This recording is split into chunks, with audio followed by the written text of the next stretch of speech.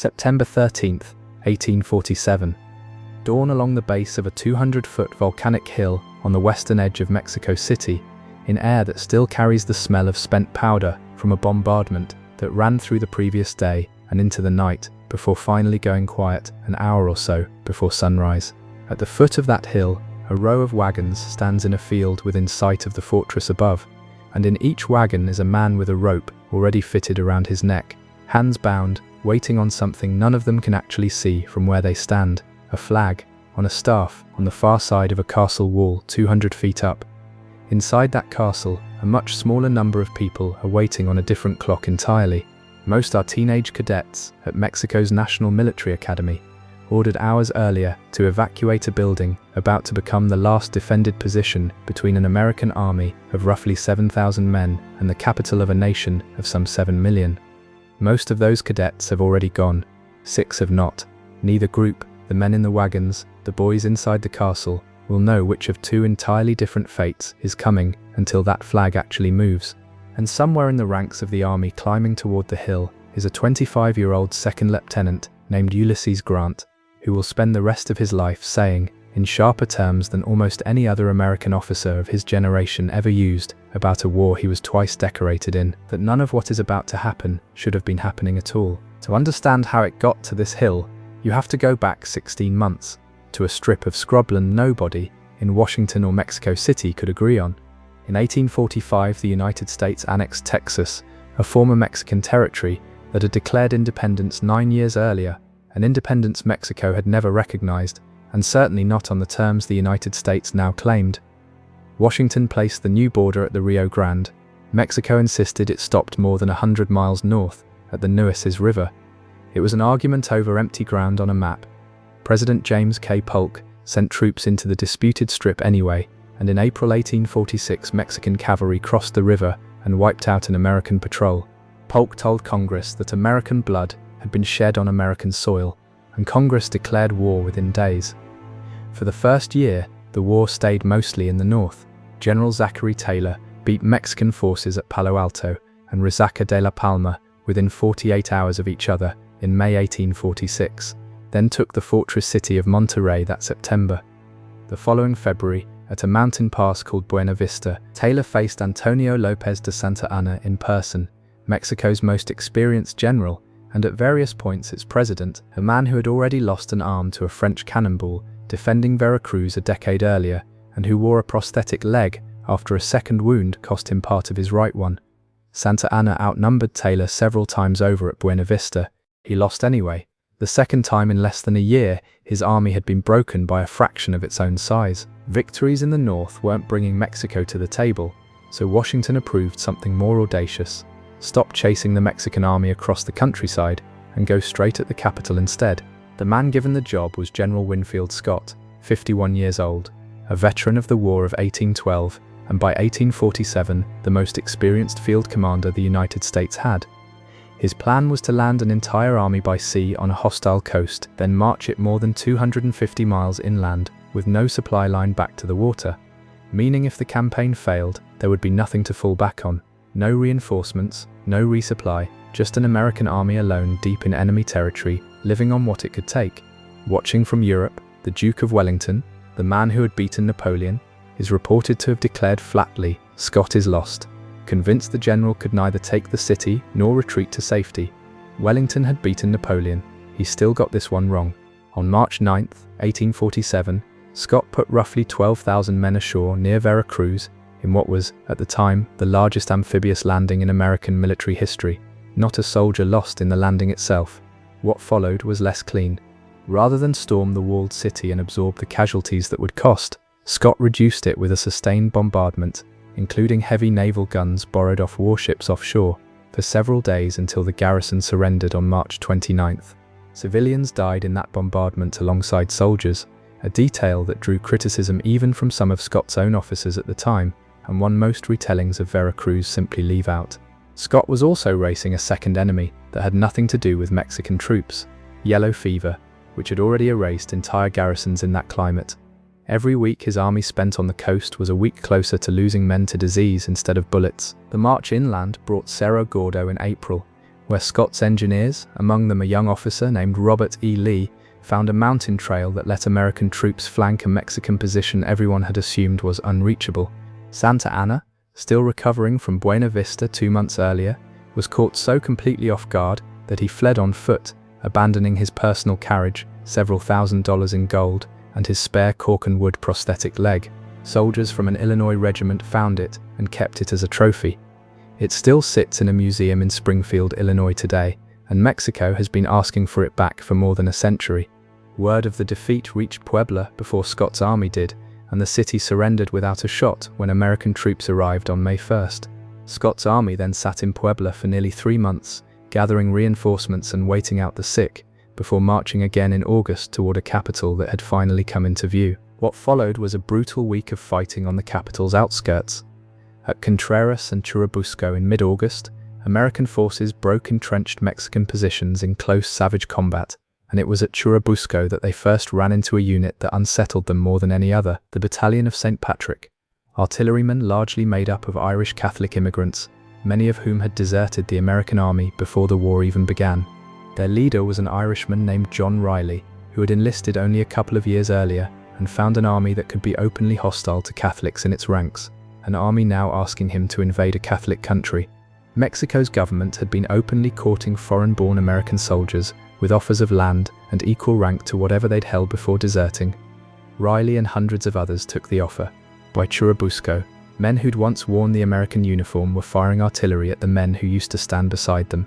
Dozens of San Patricios were captured that day, and their fate would become entangled with the very battle now closing in. After Churubusco, Santa Anna requested an armistice, and for 2.5 weeks negotiators talked, while both armies watched each other across the valley.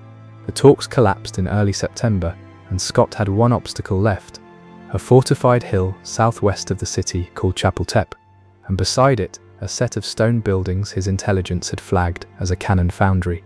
On September 8th, Scott ordered an assault on that foundry at a place called Molino del Rey. It was a mistake. The buildings held almost no cannon-making equipment.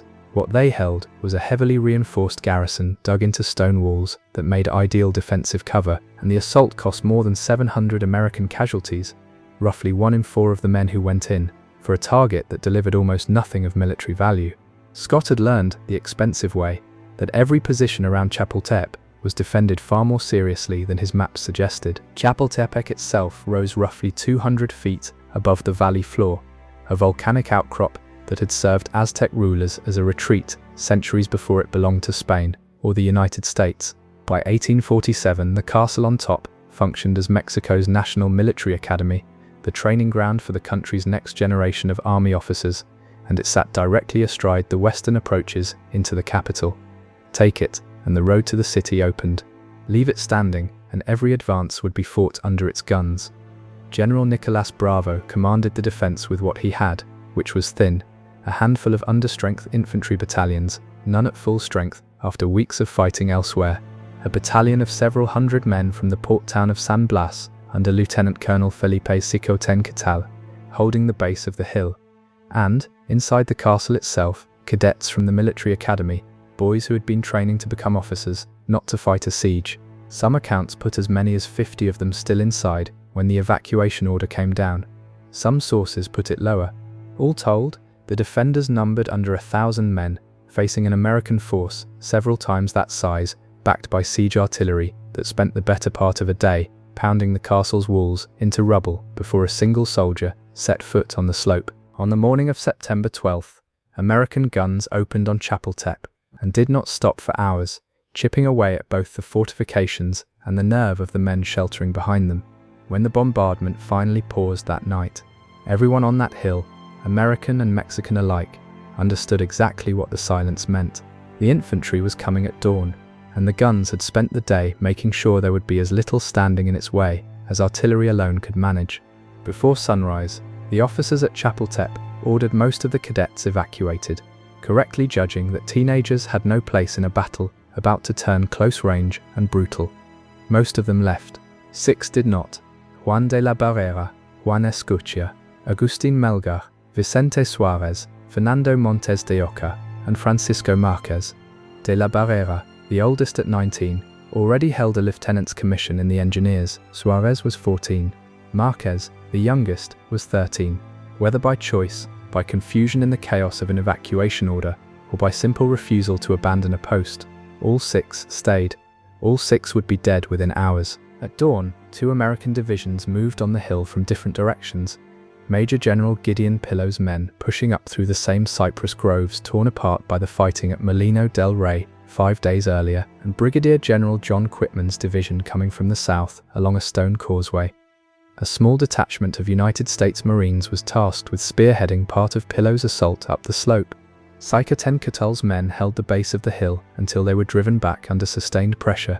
Saicatencatul himself was shot from his horse and killed rather than fall back with what remained of his battalion. Above them, American infantry pressed up under musket and grape-shot fire, using scaling ladders against the outer walls wherever no gate or breach offered a way through. Some of the ladders too short for the walls they'd been rushed up to, men climbing anyway, and boosting each other the last few feet, with nothing to shoot back from. Captain Silas Casey went down badly wounded within the first minutes of the climb. Major Levi Twiggs, taking over the lead, was killed less than 200 yards from the Mexican guns. Among the small Marine detachment on that slope, the officer casualty rate that morning would end up close to 90%. Inside the castle, the 6 cadets who had refused to leave fought alongside the last defenders as the American assault broke through the outer walls, and one by one, in the chaos of close combat, inside a building already collapsing under a day and a half of bombardment, they were killed. Augustin Melgar ended up fighting alone on the castle's north side after the line around him gave way. His service record credits him with shooting one of the men coming through the breach before falling back behind a barricade of mattresses, where he was found the next day, dying of gunshot and bayonet wounds, beside a table where someone had tried to lay him down. A story would eventually attach itself to one of the 6, a boy wrapping himself in the Mexican flag and leaping from the parapet rather than let it fall into enemy hands, that has become the single most famous image of the entire battle. Most versions credit Juan Escutia. At least one documented account instead attributes it to Fernando Montes de Oca, whose body was reportedly found wrapped in a flag 3 days after the fighting ended. Historians still argue not just whether the leap happened, but which of the 6 it actually was. What isn't in dispute is that all 6 died defending that building, and that within a generation Mexico would honor them as Los Niños Héroes, a name they still carry there today. Less than 2 hours after the assault began, American troops controlled the castle grounds. Someone climbed to the flagstaff, hauled down the flag of Mexico, and raised the flag of the United States in its place. That exact motion was the signal for something else happening in full view of both armies at the base of the hill. The San Patricios, captured weeks earlier at Churubusco, had already stood trial. Desertion in wartime was a capital offense, and courts-martial had condemned dozens of them to hang. By General Scott's order, the executions were timed to the battle itself. 30 men stood in wagons at the foot of Chapultepec that morning, nooses already fitted, told they would not die on a schedule, they would die the instant the American flag appeared over the castle. Colonel William Harney oversaw the hangings, and when told that one of the condemned, Francis O'Connor, had lost both legs to amputation the day before and could not be made to stand, Harney ordered him hanged from the wagon anyway. At roughly 9:30 that morning, the flag went up. The wagons pulled away. Those 30 joined 16 San Patricios, already hanged 2 days earlier at San Angel, and 4 more hanged the day after that at Mixcoac. 50 men executed across 3 locations in 3 days, the largest single mass execution in the history of the United States military justice system. It is not the part of this story that gets carved onto monuments or set to music. It happened at Chapultepec, at the exact moment the flag changed hands, and no honest account of that morning leaves it out. Taking the castle was only half the day's fighting. Quitman's and Pillow's divisions turned and pushed toward 2 of the capital's main gates, Belen and San Cosme, along narrow, exposed causeways with nothing but drainage ditches for cover, and Mexican defenders fought for every yard of them into the evening. To the west, William Worth's division fought house to house and rooftop to rooftop as the sun went down, a grinding, entirely different kind of combat from the fast violence on the hill that morning, where any window or flat roof along the road could be hiding a soldier instead of a family waiting out the fight. Among the officers pushing towards San Cosme that afternoon was 2nd Lieutenant Ulysses Grant. Finding the advance stalled under fire, Grant took a small detachment, a disassembled mountain howitzer, and a church, persuaded the owner that cooperation would go better for his property than resistance, and had his men carry the gun piece by piece up into the bell tower, where they reassembled it and began dropping shells onto the defenders below. It worked well enough that Grant was recommended for the first of 2 battlefield promotions he'd earn in that single campaign. It's worth pausing on that name, because Grant wasn't the only one in those ranks who'd matter later. Robert E. Lee was still with the engineers who'd found the flanking route at Cerro Gordo. James Longstreet was carrying the colours of the 8th Infantry at the base of Chapultepec when he went down wounded. Thomas Jackson, not yet nicknamed Stonewall, commanded artillery in the assault on the city gates. George Pickett, George McClellan, and PGT, Beauregard were all somewhere in that same army. 14 years later, nearly every one of them would be a general, and most would be shooting at each other instead of standing side by side. The Mexican-American War is where an entire generation of American officers first learned how to fight a war. The Civil War is where they used it, and Grant himself, decades afterward, would call that Second War a kind of punishment, nations paying for their own transgressions the way individuals do. By nightfall, American troops held positions at both gates, but the city had not formally surrendered. Overnight, Santa Anna concluded it could not be held, and withdrew what remained of his army north, rather than lose it defending streets already lost.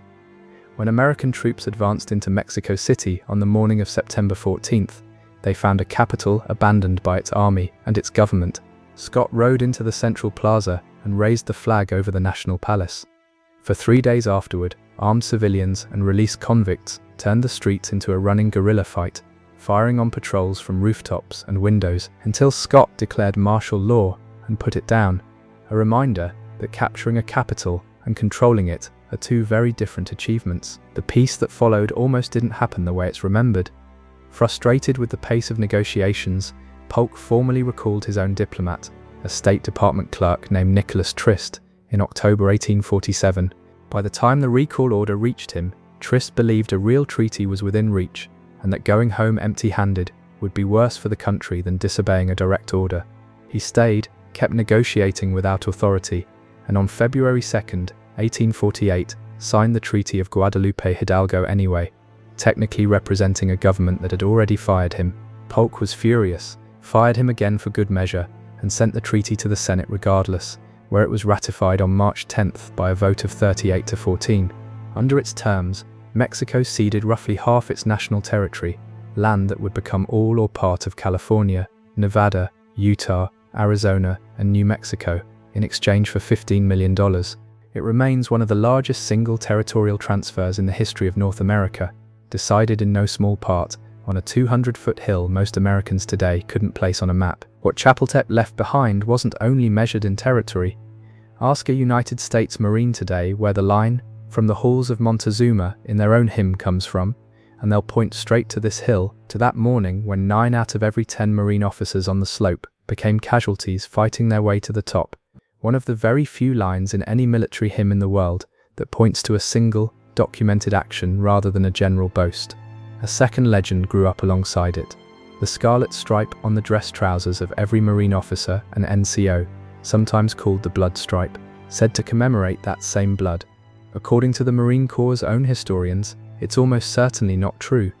Uniform records show the stripe existed in Marine dress regulations years before Chapultepec was ever fought. The legend attached itself afterward, the way legends tend to find the most famous event available, whether the facts support them or not. In Mexico, the 6 cadets are remembered every September 13th, a national day built around what happened on that hill, with a monument in Chapultepec Park standing over the same ground where the castle still stands, now a museum. In March of 1947, on the 100th anniversary of the battle, Harry Truman broke from his official schedule in Mexico City, had his car stopped at the site, and laid a wreath at the cadets' memorial, an American president honoring 6 teenagers who had died fighting his own country's army. Asked why, Truman said simply that brave men don't belong to any one country. What most retellings leave out is what happened next. It was Truman's visit that prompted the Mexican government to finally search for the cadets' actual remains, work that had never been done in the century since.